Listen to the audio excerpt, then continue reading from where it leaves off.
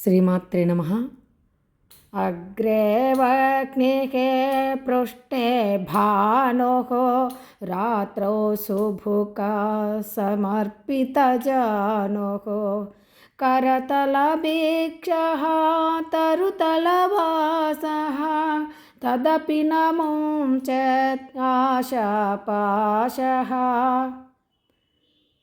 పగలు సూర్యుని వైపు వీపును ముందరకు చెలిమంటను పెట్టుకొని రాత్రులందు మోకాళ్ళకు గడ్డాన్ని ఆనించి ముడుచుకుంటూ భిక్షాపాత్ర బదులుగా దోసిట్లోనే భిక్ష తీసుకొని తింటూ చెట్టు కిందనే కాలం గడుపుతున్న వ్యక్తి కూడా ఆశాపాశాన్ని తొలగించుకోడు.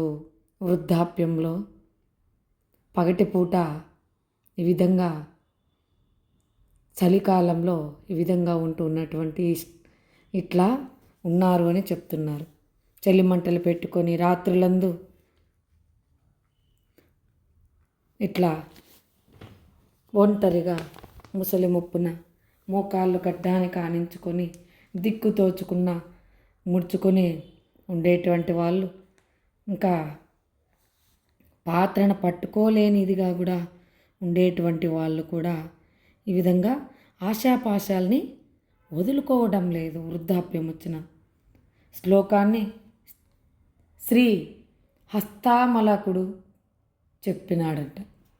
వెనుకటి శ్లోకంలో అవపాన దశలో ఉన్నను కోరికలను వదులుకోలేని ఒక వృద్ధ గృహస్థిని దైన్యావస్థను వర్ణించి ఇక్కడొక సర్వసంగ పరిత్యాగి అయిన సన్యాసి యొక్క అవస్థను కళ్ళకు కట్టినట్టుగా చిత్రించారు.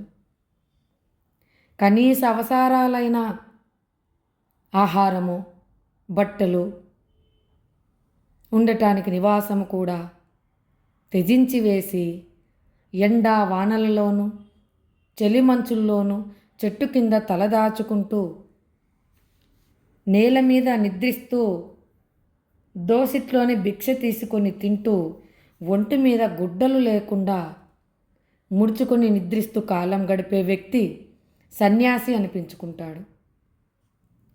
ఇవి అన్ని బాహ్యమైన వస్తువుల్ని, అవి తెచ్చిపెట్టు శారీరక సుఖాల్ని త్యాగం